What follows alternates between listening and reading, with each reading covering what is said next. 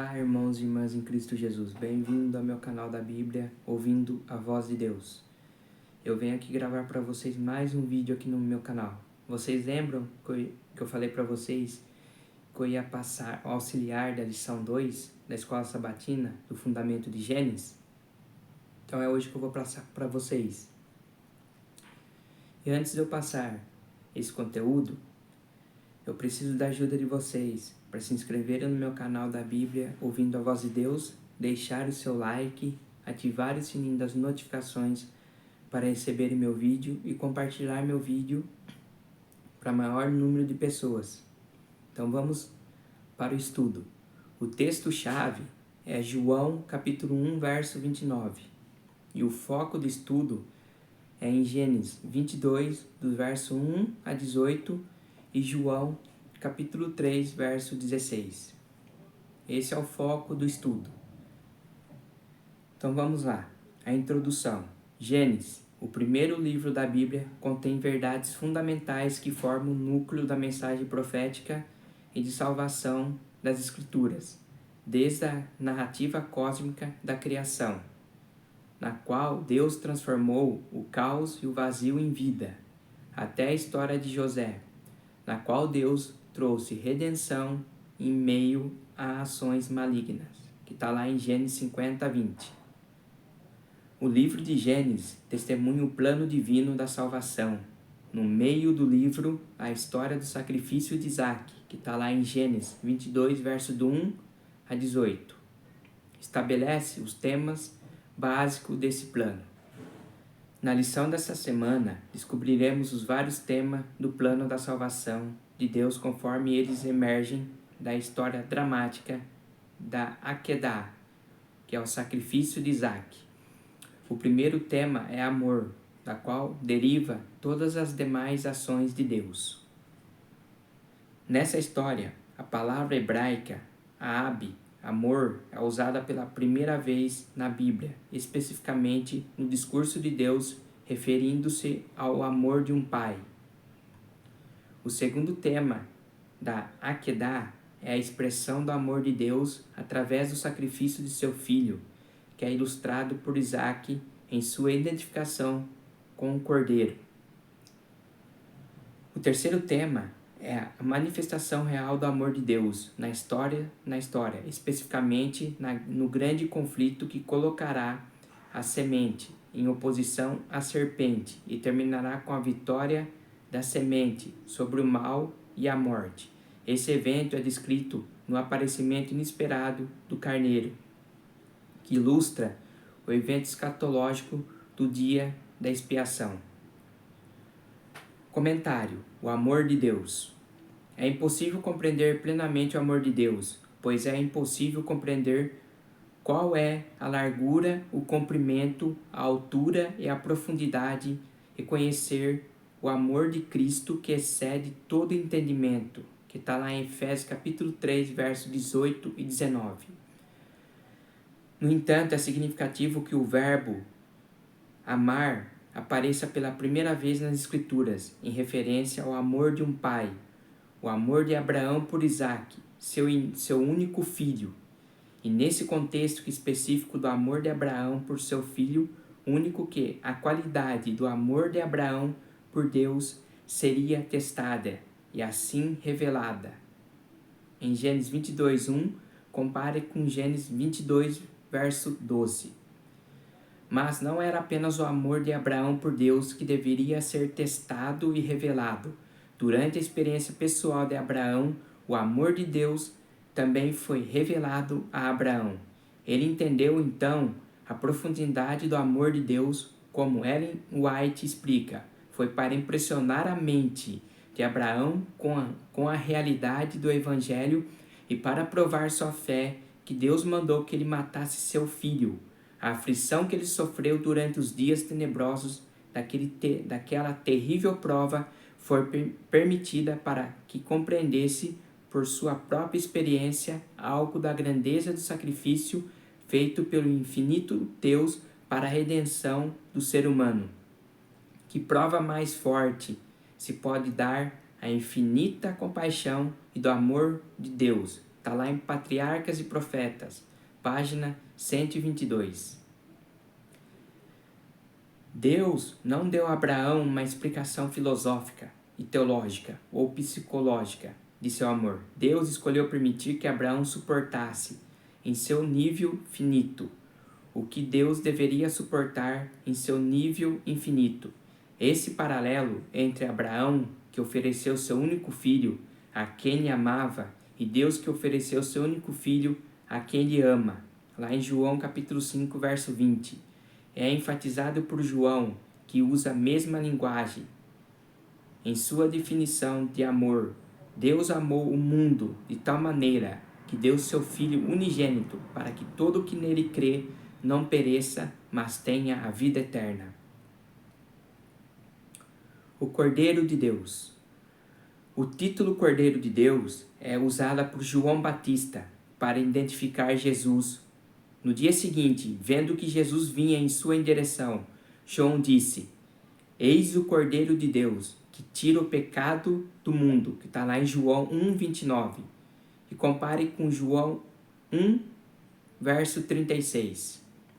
É interessante e significativo que a referência a um cordeiro apareça pela primeira vez nas Escrituras, no contexto da história de Isaque, para se referir ao sacrifício de um holocausto, em Gênesis 22, verso 7. No entanto, não é a primeira vez que um cordeiro é usado como sacrifício. É provável que Abel tinha oferecido um cordeiro para o holocausto, que está lá em Gênesis capítulo 4, versículo 4. Compare com Números 18, verso 17. Mas é a primeira vez que a palavra cordeiro é explicitamente mencionada. É também a única passagem da Bíblia em hebraico em que a palavra Shé, cordeiro, é definida. Todas as outras passagens das Escrituras que contêm essa palavra a usam em um sentido indefinido. Esse caso único testifica uma aplicação especial e única. Isaque com Abraão se refere a um cordeiro único que transcende todos os outros. O fato de que a palavra cordeiro é usada por João em seu evangelho, que está lá em João capítulo 1, verso 29 e 36, especialmente em Apocalipse 23 vezes no sentido definido como cordeiro, sugere que João está aludindo ao cordeiro da pergunta de Isaque: onde está o cordeiro? Essa relação intertextual nos permite supor que o cordeiro de Isaque se refere ao Filho de Deus, conforme entendido por João. Essa interpretação é, de fato, confirmada na resposta de Abraão à pergunta de Isaque: Deus proverá para si o cordeiro para o holocausto. Está lá em Gênesis capítulo 22, verso 8. A construção da frase de abertura da declaração de Abraão em Gênesis 22, 8 é particularmente reveladora. Primeiro, embora o hebraico normalmente coloque o verbo em primeiro lugar, seguido pelo sujeito, aqui a palavra Deus é colocada no início da frase, antes da forma verbal, para enfatizar o fato de que a solução está somente em Deus. É Deus quem proverá. Outro ponto é que essa frase de abertura de Gênesis 22:8 tem a mesma construção reflexiva que a frase leque leca, vai tu mesmo, que introduziu o chamado de Deus, que está lá em Gênesis 22, verso 2, e compare com Gênesis capítulo 12, verso 1. Tradução literal do autor. Nesse caso, a frase em Gênesis 22, verso 8, poderia ser traduzida da seguinte forma: Deus se verá como cordeiro. A posição, o que significa que Deus proverá a si como cordeiro. Sendo assim, identificamos Deus como cordeiro. Portanto, o cordeiro mencionado aqui não é apenas o animal físico, que Isaque tinha em mente, é o próprio Deus. A vitória de Deus.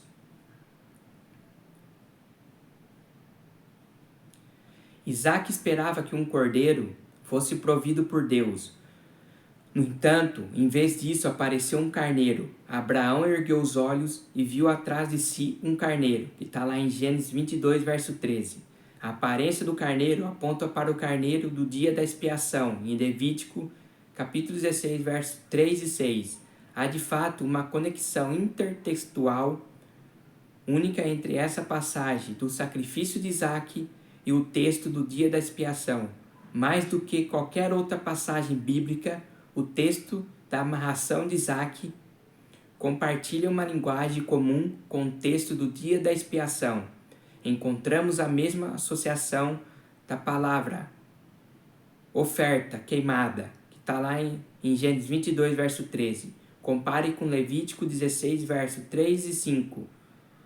E Ra aparecer na mesma forma possível de Nipá, em Gênesis 22, verso 14. Compare com Levítico 16, verso 2, e Iquipá, ele tomou, em Gênesis 22, verso 13. Compare com Levítico 16, verso 5.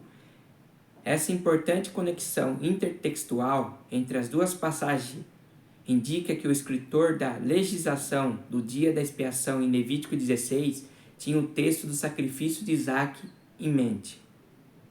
Por outro lado, é digno de nota que o texto do sacrifício de Isaque também está presente no texto de Daniel 8, que é uma profecia precisamente a respeito do dia da expiação escatológico. A primeira linha que introduz a visão de Daniel, levantei meus olhos e vi, e eis um carneiro, claramente alude ao texto do sacrifício de Isaque, dado que a frase de Daniel é uma citação de Gênesis 22, verso 13. Essa alusão ao texto do sacrifício de Isaque é ainda mais reforçada pelas importantes conexões intertextuais entre Levítico 16 e Daniel 8. Veja especialmente o uso comum do verbo Ra. Viu uma palavra-chave em ambas as passagens. À luz de Daniel 8, entendemos então que o carneiro na história de Akedah aponta tipologicamente para o dia da expiação escatológico. Essa perspectiva cósmica é de fato confirmada na bênção divina que conclui o texto de Akedah, em Gênesis 22, verso 17. A bênção prometida por Deus diz respeito não apenas aos futuros descendentes do próprio Abraão, mas também ao futuro das nações. O Senhor promete que a semente de Abraão possuirá o portão dos seus inimigos. Essa promessa se refere à vitória de Cristo sobre a serpente e à vitória da vida sobre a morte, previstas em Gênesis 3,15. A história do sacrifício de Isaque leva então a expiação final para o povo de Deus durante o dia da expiação escatológico. Compare com Daniel 8,14.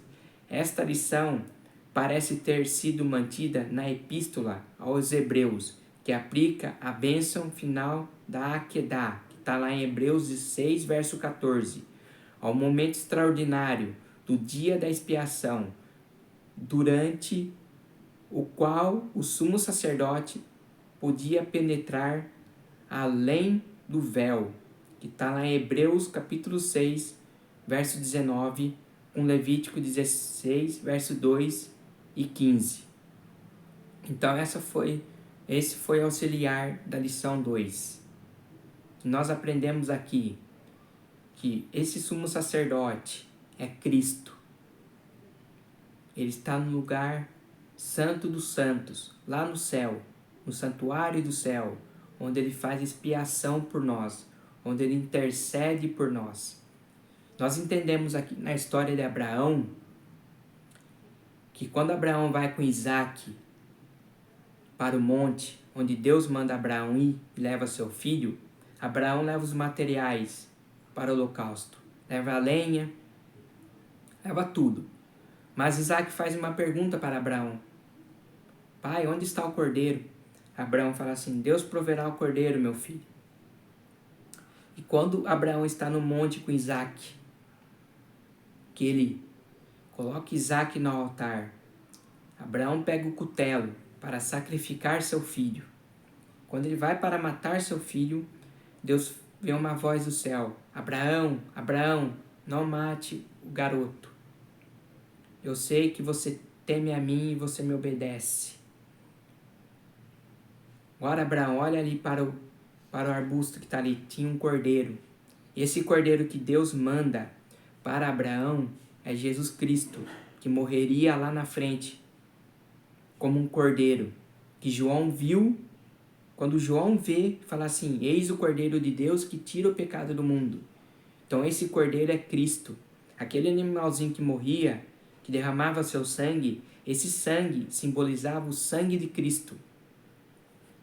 O sacrifício que Cristo ia fazer por nós na cruz.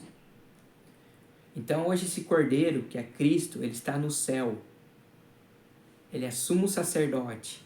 Agora, esse sumo sacerdote, que é Cristo, ele intercede por nós. Hoje não precisa mais fazer sacrifício de animais. Hoje você pode se achegar a Cristo, pedindo perdão dos seus pecados. E Cristo, ele intercede por você. Ele fala seu pecado para Deus. E Deus, através de Jesus Cristo, ele perdoa você. Então hoje, nós temos um advogado, que é Cristo. Somente a Ele nós devemos ir para pedir perdão dos nossos pecados. Antigamente, tinha que matar um cordeirinho, como Abraão fez, como sacrifício, derramando o seu sangue. Então esse foi o auxiliar da lição 2, do fundamento de Gênesis. Meus queridos irmãos e irmãs em Cristo, mais uma vez eu peço para vocês, se inscrevam no meu canal da Bíblia, ouvindo a voz de Deus. Deixe seu like, ative o sininho das notificações para receberem meu vídeo. Que vocês tenham uma boa semana na presença de Deus. E que Deus abençoe vocês, que a graça do nosso Senhor Jesus Cristo esteja sempre em seus corações.